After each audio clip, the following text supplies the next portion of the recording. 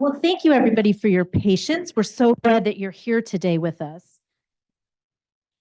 First, I don't have my glasses with me, so we're gonna throw my head. Yeah. How many days ago was there a national election? I ask you. Okay. Good afternoon, everyone. This part I know. I'm Amy Dacey. I'm the executive director of the Sine Institute of Policy and Politics here at American University. Welcome to the Sine Institute and AU Civic Life Series event. Tonight's topic is what just happened. Voting is over, and what did we learn from election 2024? I want to thank our incredible co-hosts, the School of Public Affairs and the Women in Politics Institute, who have been supporting this, and of course our AU Civic Life initiative. Now I get the honor of welcoming our incredible all-female panel here today. Thank you very much. Our moderator is our very own Betsy Fischer Martin.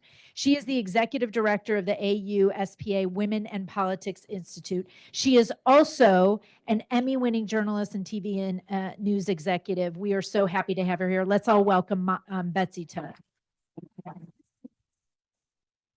Yeah, brilliant panelists. We have Molly O'Rourke, who's executive in residence and director of the master's program in political communication at the School of Communications here at American University. And what I think is probably more important, Molly, she is the Sine Institute senior advisor here with us at the Institute, and she is the strategic mind behind our youth polling program. So let's all welcome Molly. Next, we have Kristen Soltis Anderson. She is the founding partner of Echelon Insights. She is a pollster, a speaker, a moderator, a commentator. She's also author of The Selfie Vote. So let's all welcome Kristen. Thank you. Cheyanne Daniels is a reporter, a race and politics reporter for The Hill, and she's joining us today as well. And excitingly, hello, Amanda. Hi, we also have somebody joining us remotely. I want you all to welcome Amanda Hunter, who's the former executive director of the Barbara Lee Family Foundation. She's also a regular speaker at the We Lead program of Women in Politics here at American University. So I'm going to hand it over to you now, Betsy. Thank you, Amy. What a great introduction, and welcome everybody. I think we have all probably spent the last week thinking, like, what the heck just happened, right? And I don't think there's one answer. So we're going to get into the multiple answers of what happened, why, and as Amy alluded to, what can we take from it. So maybe I'll start with the pollsters first, because I know you all have probably examined every which way the exit polls, as well as the demographic information that we've gotten from the returns. And maybe, Kristen, I'll start with you. The Trump voters, do we know who they are? He made gains in, I think, every demographic, save for college-educated women, right? But who are the Trump voters, and how did they materialize and turn out in higher than I think anybody maybe really expected? Well, Betsy, thank you so much for that question, and I'm thrilled that you're moderating this panel. Thank you to Amy for including me, and I'm really glad that you all have turned out for this. I know a week after the election, if you work in my field, you've gone over this constantly, and it's starting to feel like, okay, how long are we going to spend unpacking what happened in this election? The reality is a long time, because understanding what happened is going to be informative. Sorry, ladies, I hate to interrupt, but could you just speak a little louder so everybody in the back having a little time? Sure, you got it. So the question that was asked was, who is the Trump voter? And when you win a national election, and you do so by a point or two, as it looks like Donald Trump will do, and you improve among almost every demographic group, as you noted, it really isn't easy to just pigeonhole who the Trump voter is into any one group. This was not an election where we saw, for instance, the gender divide get wider, and we could say, well, Trump voters are all, guys, and you can't say, well, it's that Donald Trump ran up the numbers among white, non-college educated voters, which was kind of the narrative coming out of 2016, because his coalition was much broader than that this time around. His coalition saw the biggest growth in places that are quite diverse, particularly places where at least a quarter of the population is of Hispanic descent. He did best relative to the last election in places like urban cores and cities. which I think tells us something really interesting about what this election was about beyond just the economy, cost of living, anti-incumbency, which we can unpack a little bit more. But I do think it's notable and frankly probably healthy for this country that this was not an election where we saw one candidate running up the numbers in, say, rural areas or with white voters, while another candidate ran up the numbers with other voters. That because it was this not perfectly uniform, but closer to uniform shift, I think that in some ways, to the extent that this felt like an unbelievably divisive election, the result did not show most of our divides getting wider demographically. Right. And what surprised you, Molly, about the results? Because I mean, you've been crunching the poll numbers in advance. What moved and what surprised you? Well, I think what was not surprising throughout the public polling in the fall is how little the race moved overall. I mean, it was a very static race. It shifted, big shifts were 2 or 3 points in one direction or another. And so, really the stage was set very early, I think, for the structure of the race. What did surprise me is Trump's, as Kristen pointed out, Trump's growth across the board. Unlike 2016, where he seemed to make some sort of surgical gains with particular audiences, either demographic audiences or around specific issues. That wasn't the case this time, but he really did, Trump really did increase his support, though he's with Latino men and with men 18 to 29. And that kind of outsized growth in his support, I think that was very notable. I mean, I remember election night watching the returns come in, and at one point, I think it was Steve Kornacki on MSNBC was dissecting the vote in New York City and talking about, Harris's underperformance in New York City, and it was like, okay, well, that's the kind of night it's going to be when he's doing well, in urban areas.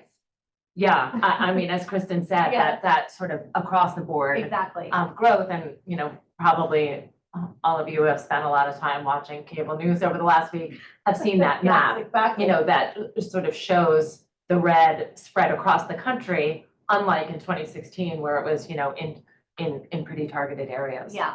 Cheyanne, let me bring you in this because not only did he sweep, every battleground state that we have been looking at, right, but also won the popular vote. Did you think that the race shifted in the last couple of weeks of the campaign, or was this kind of always going to be his to win? I have to be a little bit honest, and Yeah. as close as this election was, I don't think I was surprised to Okay. see Trump win for numerous reasons, right? I mean, you can talk to any Democratic strategist and they'll be like, well, she only had 100 and some days, and she already was coming in the underdog, being a woman, being Black.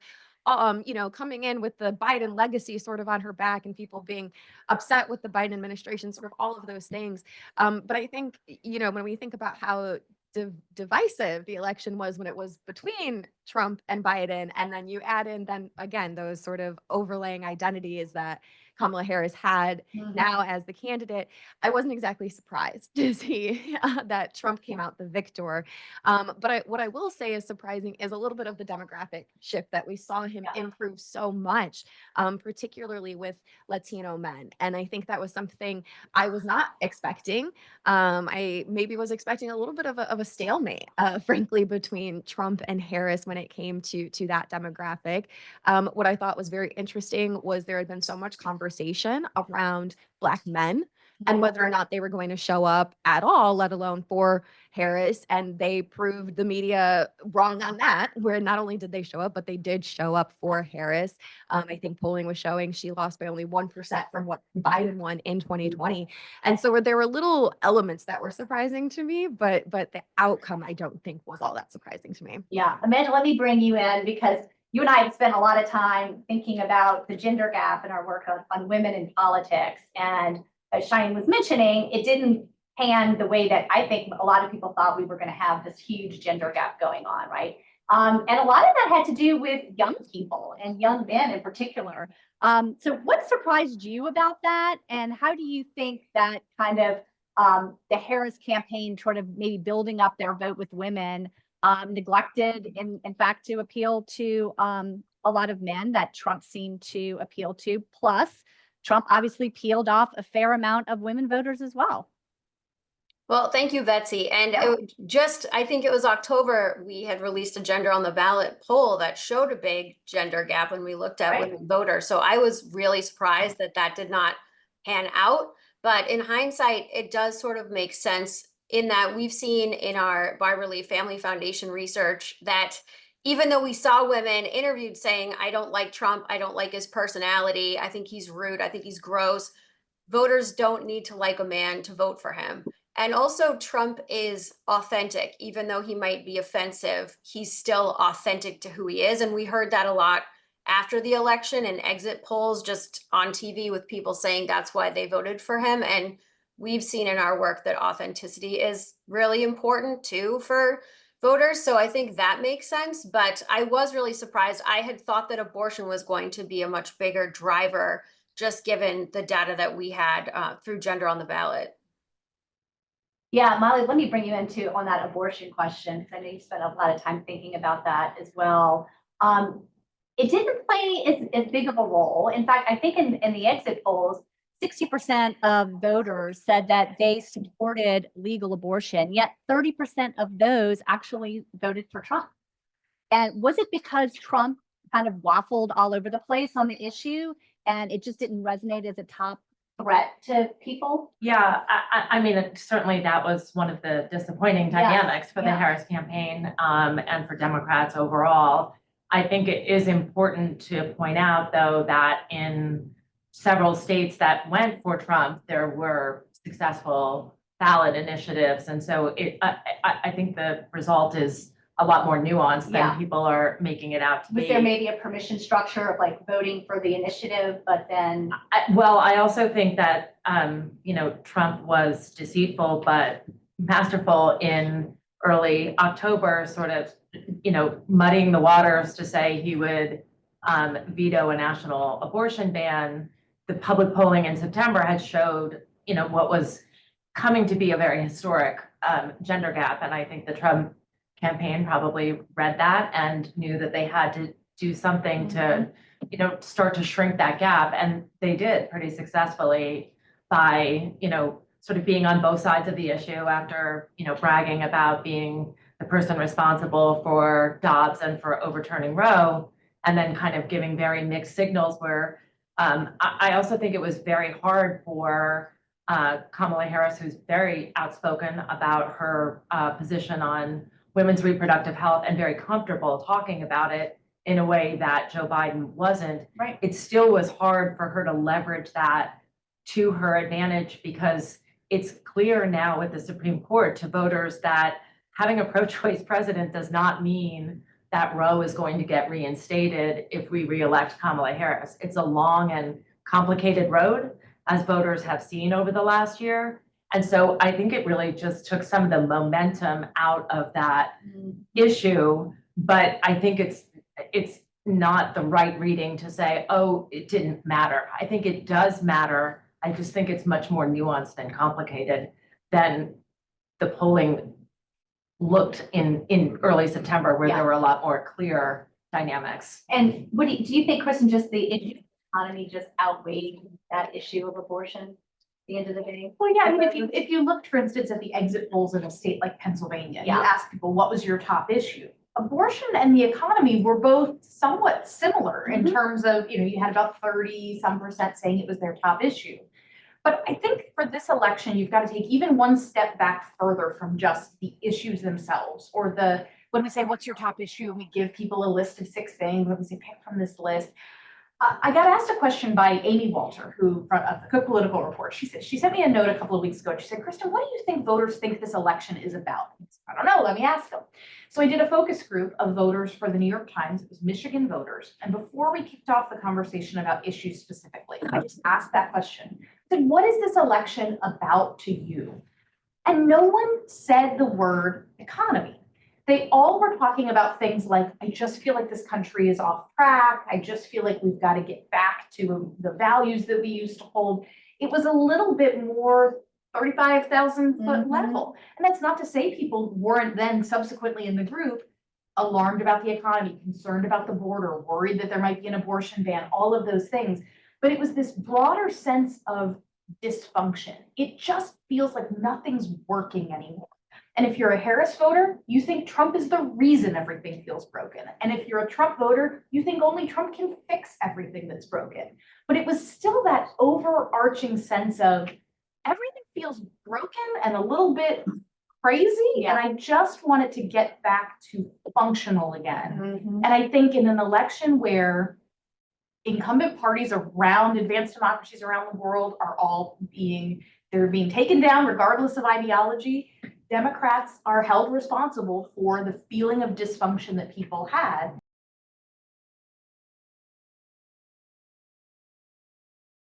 Being the challenger at the end, if you looked at the exit polls, the voters who broke in the final week or two, they tended to break for Trump. And I think it was just that ultimate calculation of things feel like they're on the wrong track. I think that putting Trump back in charge might undo some of the things I haven't liked over the 4 years. And that buyer's remorse, I think, was about more than just the economy. Yeah, and Cheyanne, this notion of a change election, how much of a penalty do you think Kamala Harris and her campaign paid for not differentiating themselves enough from the Biden administration? Yeah, she tried a Yeah. little bit. I don't think Here she and tried there. enough, Yeah. right? And it's very hard. We heard her even in her speech announcing her campaign back Yeah. in July. I mean, she thanked Biden, she heaped praises on him. And it wasn't until I would really say the last couple of weeks of the election that she came out and said, my administration is not going to be another Biden administration. But she needed to start off right from the get-go saying how she was going to be different from Joe Biden and not necessarily sitting there saying, I'm proud of the work that we have done in the Biden-Harris administration. That's nice. You should probably feel proud about that if you're the vice president. But sort of sticking with that for so long and coming to Joe Biden's defense several occasions and sort of sticking by him, she really needed to come out sooner and sort of say, this is what a Harris administration would look like. Here's what I'm going to do differently. The concerns that you have around policies maybe that I was in charge of, whether that was borders are or anything like that, here's how I'm going to be different in 2025 through 2028. And she just didn't do that fast enough. Yeah, I mean, there were plenty of opportunities, I think, in various interviews for her to say what she did different, and she just kind of backed away from that. I mean, on one hand, right, she's the vice president, she has some ownership of the administration. She's not going to come out and be like, oh, I'm not happy with what Joe did. She's obviously the one that picked her and the one that supported her, and so it was kind of a very difficult spot. For sure. Amanda, let me ask you back on the topic of gender, because and you mentioned our poll earlier. One of the things to me that was the most surprising in that poll of women voters that we did was 4 in 10 women, when asked the question, did they know somebody personally who would not vote for a female for president, said yes. That was striking to me. To what extent do you think, now Kamala Harris didn't really do a lot of, gender identity, discussions during the campaign. It certainly was very, very different than we saw of Hillary Clinton in 2016. But to what extent does that role of gender, did that make an impact in this election, do you think? It's interesting because I don't think, coming from an organization that studies women in executive office, that her gender played that big of a role in the conversation in the way that Hillary Clinton's election did. There was no fight song. There wasn't any Katy Perry until the end. But I do think that a lot of the criticism that we saw of the vice president was affected by her gender. Even the very tricky dance of what can she say to criticize Joe Biden as a woman and as his vice president. I think that people may have seized on her if she seemed ungrateful or she seemed too critical because he did pick her. And I don't think a man would have that same concern about criticizing their running mate. I know that people said Al Gore distanced himself too much from Bill Clinton when he ran. So I think that that's one thing. And she really had to credential herself because people needed more evidence. They needed to know what she did as vice president, even though people may not have had those concerns about a previous man who served as VP. And I think the other interesting dynamic in the way that she got to the top of the ticket is because she was not in a primary and kind of stepped up out of a sense of duty, she didn't face the straightforward ambition backlash that we've seen a lot towards other women seeking high office. So I think there are subtle ways that gender definitely influenced the way that either she had to position herself or she was critiqued. But I don't think that it was front and center where people were thinking, I can't wait to elect a woman as their top issue, but would also be curious to see what the pollsters think of that too. A good cue up for you guys. Yeah, I mean, I think when you would bring up the question of Harris's gender, nobody wants to say, I'm not gonna vote for. And so I'm glad you asked. Asked it in that way. Yeah, we know It's somebody. a tricky pollster phrase, right? If you know One someone. thing that I did see, so we asked an open-ended question about why are people voting the way that they are? And it was a very, very, very small number of responses who mentioned this. But a few did sort of latch onto this strength versus weakness dynamic that I think was really important in this election. That I think Donald Trump in past elections had run as, I am the chaos candidate, I am gonna be your wrecking ball. And this time around, he actually tonally shifted a little. I mean, even though in his rallies, he definitely still had that wrecking ball thing going on, I think in his ads, it was much more about strength versus weakness. And I think that does put a female candidate fight, in fight, a fight. tougher spot because she didn't want to lean into her gender. And we would see in the open-ended responses, again, of 1,000 people we surveyed, this was like 3 or 4, but said, I'm worried other countries won't respect us as much. And this was also wrapped up in things like they felt like she was perhaps too flippant about issues, or she didn't seem to take things seriously enough. And so you can read into that if you want, that that's a gendered criticism, but Yeah. So I didn't see people saying outright, I don't want a woman as president, but you would see these hints of, I just think Donald Trump is stronger. So And it there's a can way to view materialize that in a lot through- of different elements. Do you agree with that, Molly? I do, and I also think, you know, her rollout, which was very successful, was somewhat constrained by gender too, in that she came out sort of with joy. I mean, that was like the theme of week 1, 2, 3, and being a happy warrior. And I think if that was what the country was craving at the time, but I think if we all know that being an angry woman coming out fighting with language that is acceptable and okay for Trump to use would not have worn well for her to be Yeah. making her introduction. Well, but that seemed to be her close in many respects, was, you know, attacking Trump, he's a fascist, everything else, right? It seemed to turn her tone and her argument at the closing was, to me, very, very different than beginning. Yeah, I think she did, you know, I think given the compressed timeline that she had to introduce herself, it had to sort of, you know, be sequenced. Right. That she was introducing herself in a way that was appealing and talking about her vision and who she was and who she was going to fight for and what she stood for. But the idea, you know, that any scenario in which she was going to be successful was going to require her to keep Trump at the low end of his, you know, he has kind of a tight band, right? In that he's got a high floor and a low ceiling. And for her to be successful, she was going to have to keep him at that high floor. And that was going to involve making the case against him and reminding voters of their very real doubts and concerns about him. You know, everyone's got their very confident kind of narrative about what happened, but, you know, the idea that, well, she should have been more positive or she should have been more negative earlier, I think it was, for her, it was always going to have to be a comparative race where she had to start off positive in introducing herself and obviously close by including the case against Trump as her closing message. Cheyanne, let me ask you, while we're piling on the Harris campaign here, you did a piece yesterday quoting James Carville, who, a Democratic strategist, of course, that I'm sure everybody is well acquainted with in here, who basically put the blame and said, you know, defund the police is the stupidest 3 words in the English language, and really putting the blame, so to speak, on the kind of issues of wokeness that were hurt the Democrats maybe in a lot of ways. What is your impression of that? And even though the campaign didn't campaign on that really at all, it was certainly capitalized on by the Trump campaign.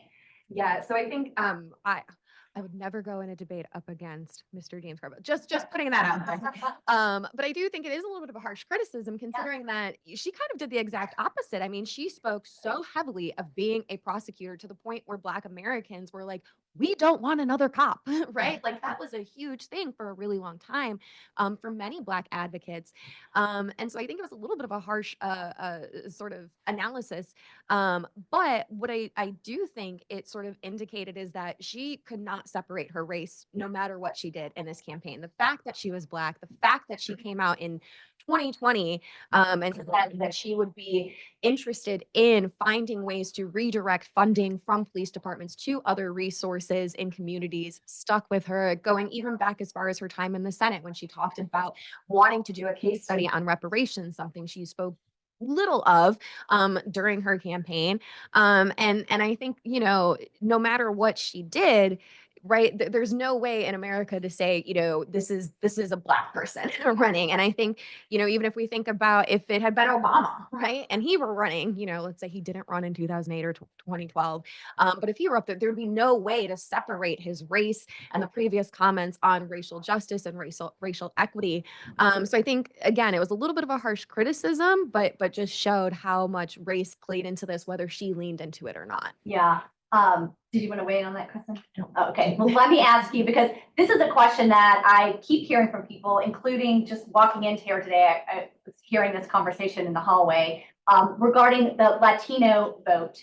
And the fact that the question basically is, if you're a Hispanic, how could you vote for somebody who is basically for mass deportations of immigrants from this country? And so how do you square that circle when you think about the Hispanic votes supporting Trump? Sure. So I think the statement you just made was missing an important word. You said deport immigrants. And it's- Illegal immigrants. Right. Yes. And I think that is an important distinction. And I Yes. think that is part of why you see Donald Trump able to improve his numbers among Latino voters, Mhm. even while embracing the sorts of policies that the Republican autopsy document after Mitt Romney lost in 2012 Mhm. specifically said, don't do this. I mean, when Mitt Romney ran for president in 2012, he suggested that it would be smart if you encouraged folks who had come here unauthorized to self-deport. And that was considered an extreme view. And now you have like signs that say mass deportation now. I don't think that autopsy report went anywhere.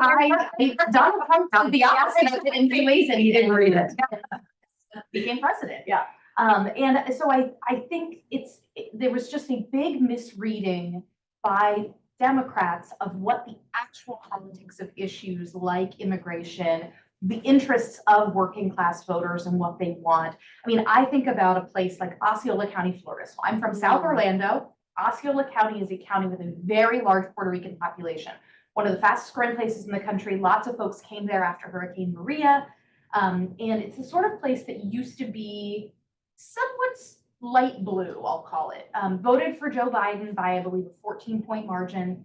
But I noticed in the 2022 midterms that even as the red wave kind of failed to materialize other places, in Florida it still had. And it was in places like Osceola County where it had, where Ron DeSantis like overperformed there, really did well.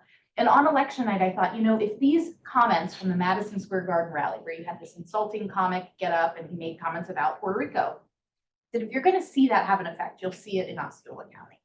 And sure enough, I log in Florida, which is very efficient at counting votes, had it at like 60 or 70% reporting, and it showed Trump was only losing Osceola County by 1. Oh, he lost it by 14 last time around. And then you refresh again, and 80% are counted, and he's up by 1. You refresh again. I mean, Donald Trump wound up winning Osceola County, which is not something a Republican has done in quite some time. And so I think it was just a misreading that for your median Latino voter, opposition to illegal immigration was in any way going to be disqualifying. I just think the politics of that issue are much more complicated and different than I think people inside the bubble allowed for. Interesting. I think that's work that Democrats clearly have to do going Well, forward. And that's yeah. probably, you know, number 1, 2, and 3 on the agenda is to leave behind kind of a simplified vision of what the Latino vote means. Right. And also other kind of euphemisms of voters of color and these are different audiences, and we can't make those generalizations that if we're just on the right side of immigration, then that should take care of the Latino vote.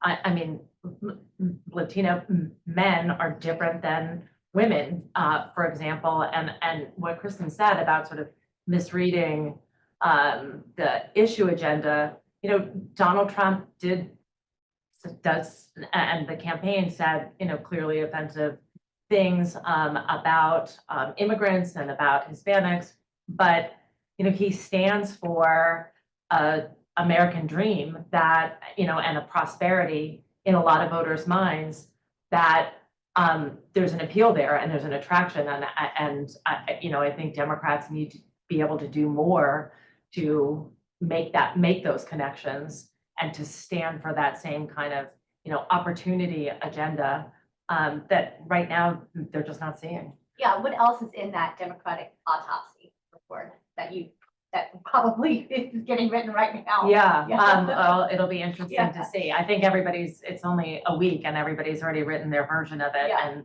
I think it'd be better to wait for the facts to come in and for things to settle down a little bit. I think what we pointed out earlier, Trump's gains with younger men, I'm not sure if that's really about younger men or if it's really about media channels, which has a much more kind of like significant campaign strategy effect of where are people getting their news and are we communicating in a way that makes it relevant and fits into their lives. So I think the focus on like the kind of loss of younger men is going to be larger than just kind of their demographic group, but also about the media channels that we use. I think that the kind of connection to an economic agenda of opportunity and working class voters is going to be first and foremost. I mean, because just thinking of the party 20 years ago, completely different. Yeah, and I think, Democrats, part of the shock is sort of, how did we get to this? How did we get to this place? We are the party of the working class. What do you mean? Yeah. And clearly there's a disconnect between how, what Democrats, what we think we're communicating and what voters are really hearing. We're gonna take your questions in just a few minutes, but Amanda, let me also bring you in on, while we don't have the first female president, this election was notable in several cases for women in politics. Can you give us a little bit of a download of the new women that are coming into Congress and the fact that we have some state legislatures now having sort of parity and representation?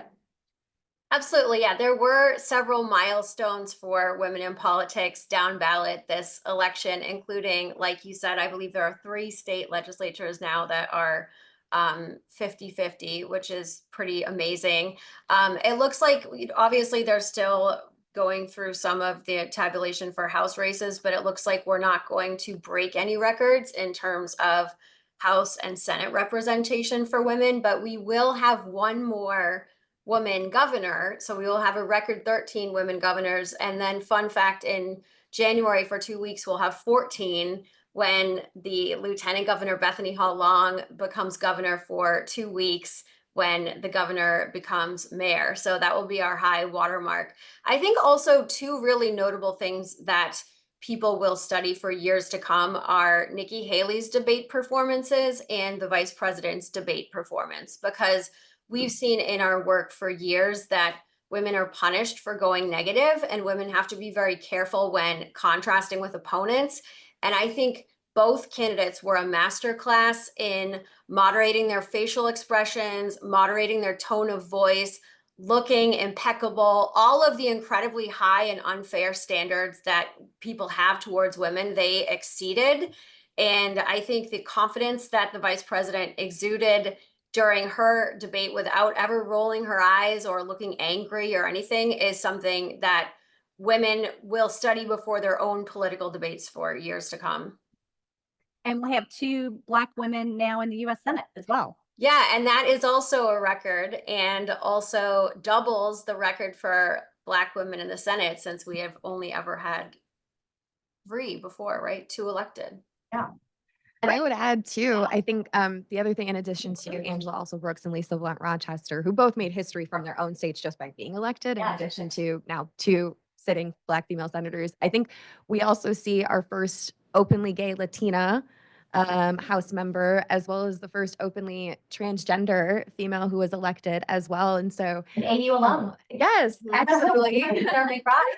And so I think, there was a lot of focus and, when I was at Howard University, on election night and the following day for Harris's concession speech, it was actually shocking how many of the students gathered on that campus, of course, in HBCU, were so heavily invested in also Brooks and Blunt Rochester's races, and were so aware of the history that was made, despite the fact that Kamala Harris lost. And I think sort of shines a light still on where we're seeing voters. In an election year, we always say, oh, a lot of these other races get overshadowed by the Yeah. presidential election. And I think this year we didn't see that as much, actually. Well, and also, I mean, this is another good point too, is that even in those battleground states, we saw, even though Trump won those battleground states, in all of them except for Pennsylvania, we saw Democratic Senate candidates winning. How do you guys explain that ticket splitting that obviously went on there? Well, I think it's complicated. In some ways, there's some generalizations. In some ways, it's kind of race by race. But,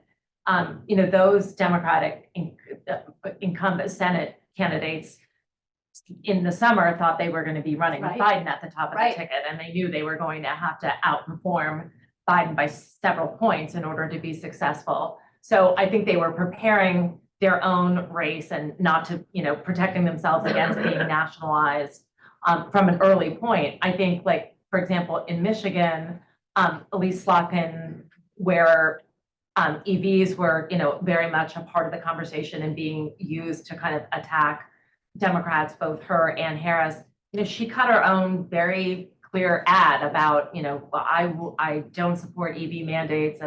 So she did a lot to consciously and proactively separate herself. In Wisconsin, Trump won by less than 1, and I think Tammy Baldwin won by less than 1. So to her and her campaign's credit, she did what she needed to do, but it wasn't like it was, a really significant difference. I do think that in the kind of the commonality between those Senate races is that those Democratic candidates did run ahead of the top of the ticket with non-college educated voters, which, it is pretty critical. Arizona, I'd have to go back and look again. I mean, you had a kind of unique situation there with Carrie Lake on, and so that was a little bit of a different dynamic. But I think that was key to those Democrats being successful, is to run much more competitively with non-college That voters. makes sense. The only other thing I'll add, and this is going to be Republicans' challenge. Your Republicans are feeling great right now, on top of the world, about to control all the branches of government, but this all comes up to the voters every 2 years. And Donald Trump is very good at turning out Donald Trump's coalition. But I still think there's some open questions how transferable that is to others in the Republican Party. Yeah. And so that is why what's fascinating to me is I would get asked all the time, well, gosh, if Republicans were running a Nikki Haley or a quote unquote normal Republican, wouldn't they be running, 5-10 points ahead? And I said, I don't know. I mean, in a lot of these Senate races, you do have a quote unquote normal Republican running, and Donald Trump is going to do 2 or 3 points better than that candidate. And so in midterms, especially, we have seen Democrats overperform expectations, because when you have an unlikely voter coalition, which is what Donald Trump has, Right. they're harder to turn out. And so I would say, if you are a Republican, don't pretend like you've got this locked up for 4 years, because you've got a year and a half at most before everybody disappears to go run for reelection. And if you're Democrats, don't despair too much, because these midterms are going to come up, and they're going to come up fast. And We're gonna Democrats have are a slew of special elections now too. Right. And that's right. And so these things are always, they're always in flux, and Republicans have got to figure out, Donald Trump is able to turn out a coalition. How do we transfer or transport that coalition to the rest of the party? Makes sense. All right, let's do some questions.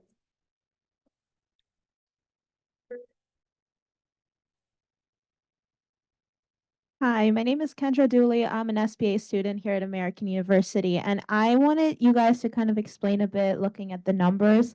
So in 2024, Kamala Harris got 71.9 million votes, and Trump got 75.1. And then in 2020, Biden got 81.2 million votes, and then Trump got 74.2. So as you can see, that clear difference. Trump had a million more votes than last year, and then Harris had lost at least around 9 million votes. So what was the reasons for that? Like, how could you explain those moderates deciding to not vote or to vote for Trump? So I think there's going to be a lot of analysis on that, and the truth is we're coming off of a real high watermark in terms of turnout in 2016 and 2020. And so, part of I've followed this debate over the last week, like what happened to those voters? Why did they opt for the couch instead of for Harris or coming out for Democrats? And I think there's a lot of work to understand why that is. Some of the argument is like they're reverting to form, right? That because turnout was so high, those voters were so animated in 2020 and 2016, you kind of can't keep that level of engagement and sustain it for 3 election cycles, that it was just naturally going to drop off. I'm not saying I'm necessarily a subscriber of that theory, that's one of the theories. I mean, there's also kind of the idea, and this really has to be kind of empirically studied and not just thrown out as a truth, that the traditional ground game that Democrats use isn't as effective or successful as what Republicans have put into place. When I started to mention kind of where people are getting their news and media circles, and much more on social media and targeted podcasts and very different media channels. So I don't think that there's not an easy, obvious answer a week out. It's a very important question to study. And I think there's some good theories out there, but that work still has to be done.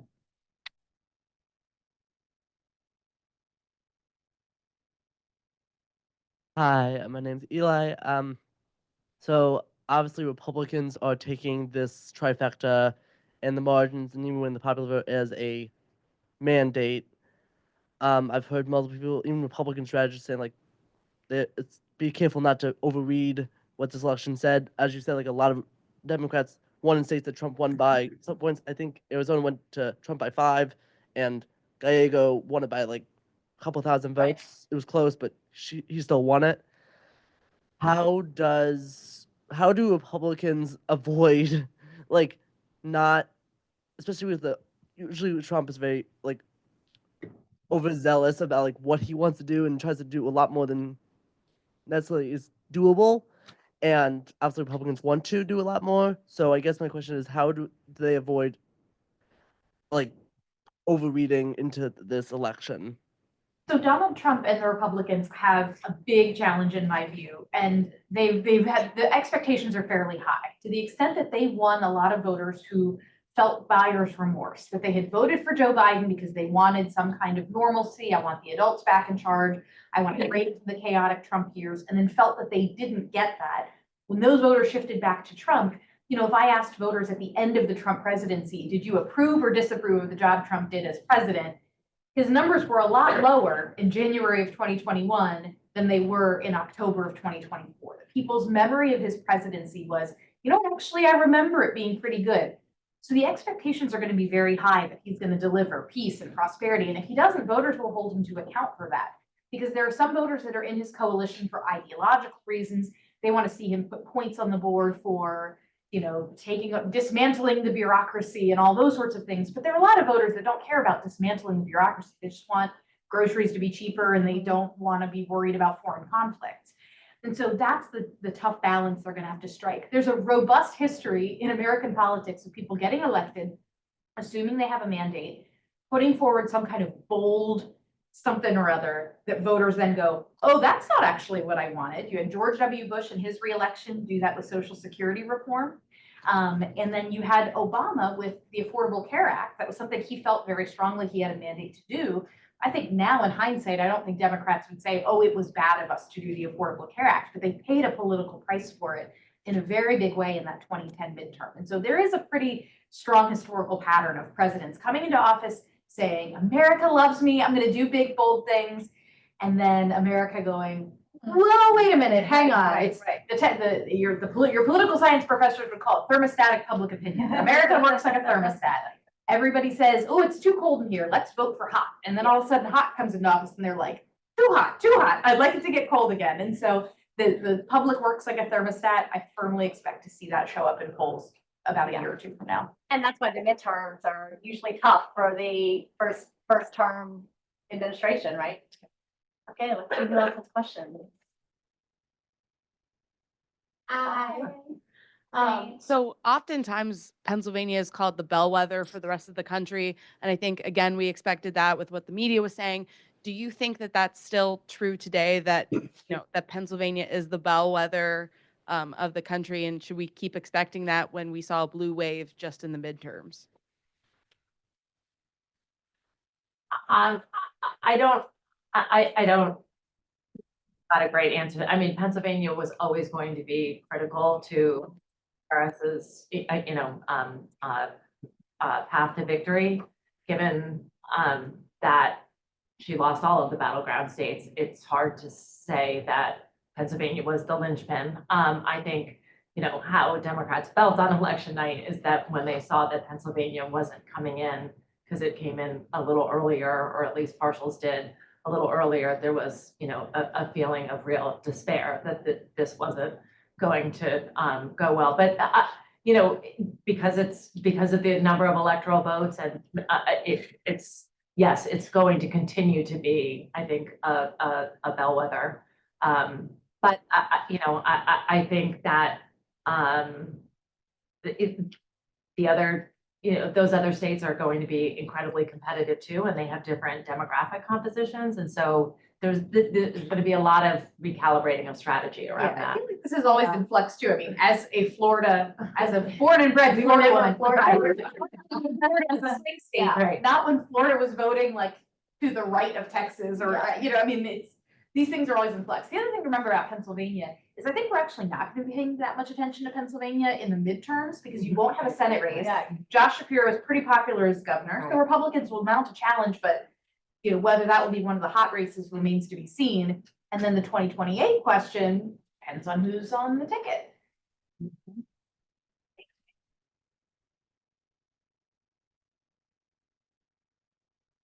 Hi, I'm George. I'm a SPA student here. So there's sort of a reductive question out there of like, should Kamala have done Rogan? But I'm wondering more as like a general strategy going forward. Do you think that Democrats should sort of insert themselves into apolitical but sort of center-right podcast spaces, or should they try to create their own version to be more successful electorally? Diane, you are meeting here. You want to take that? Sure. So here's the thing. Trump definitely did the podcast field before Harris did, and that worked very well for him. I don't think we can discredit all of the work that Kamala Harris did on, let's say, the Call Her Daddy podcast, right? Her message particularly was to women. I mean, think about the majority of her around reproductive freedom. Then you look at, she went on Charlemagne the God's show, The Breakfast Club, twice in 2 weeks.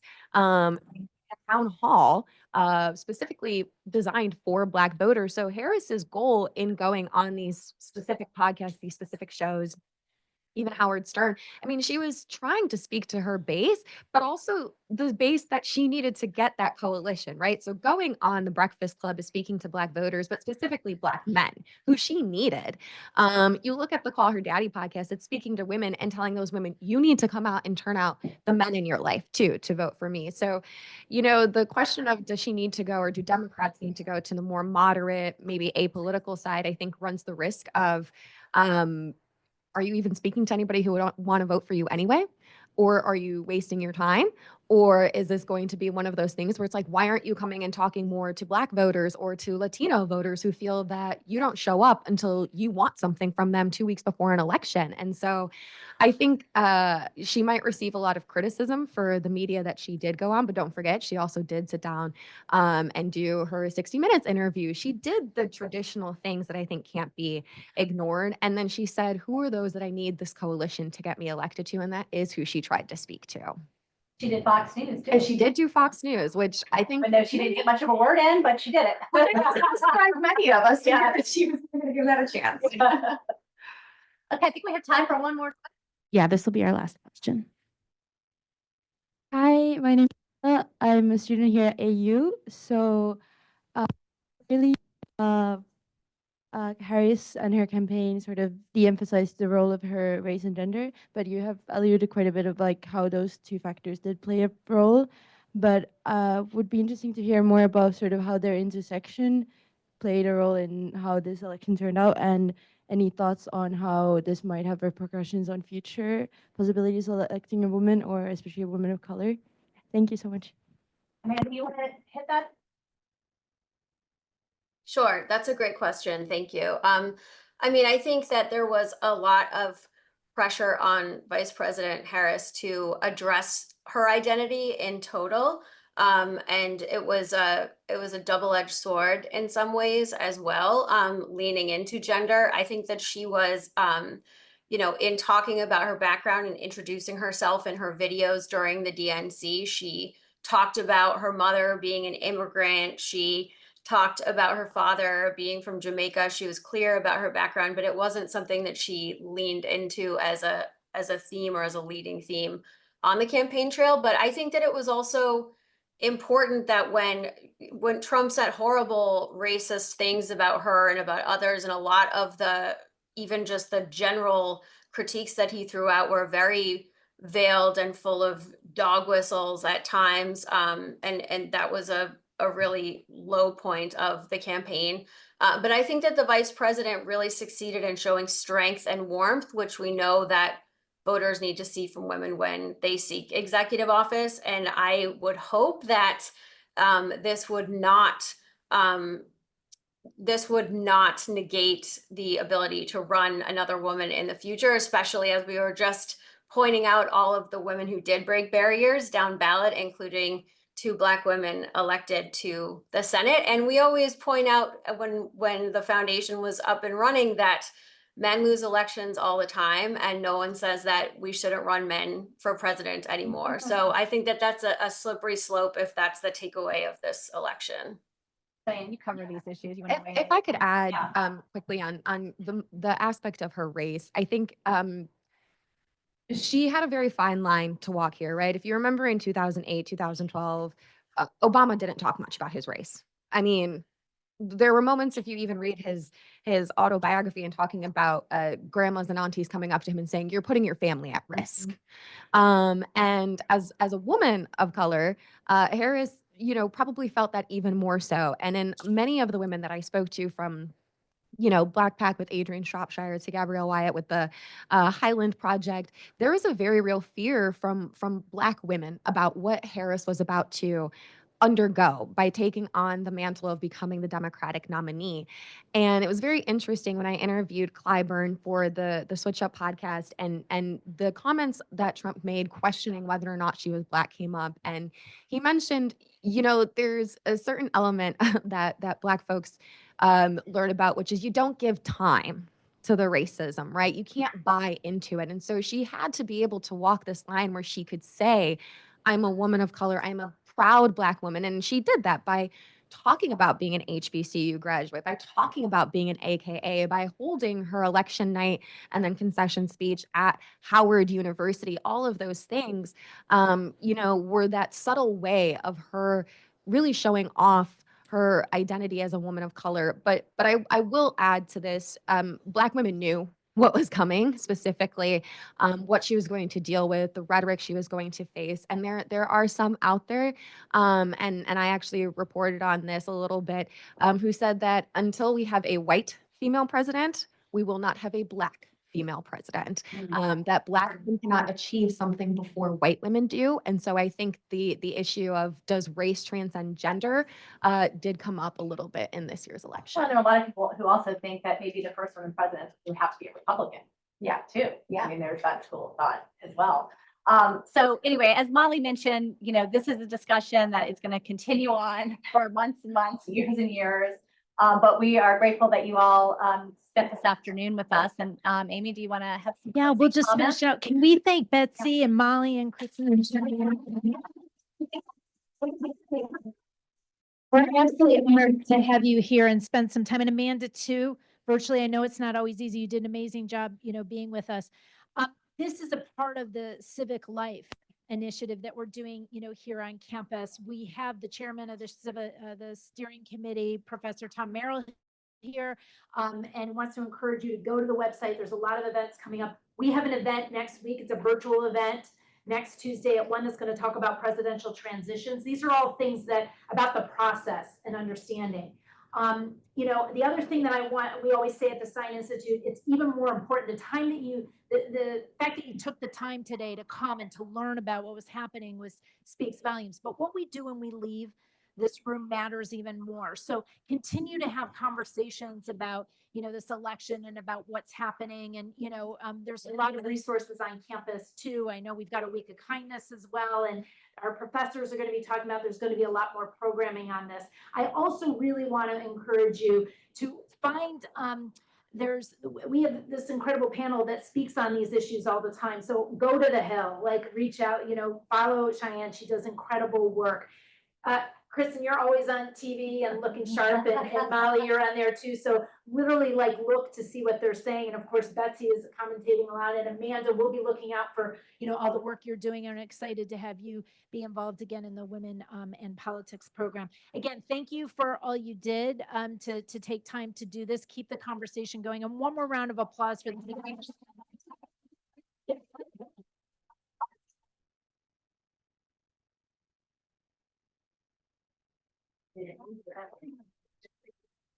Let's do that.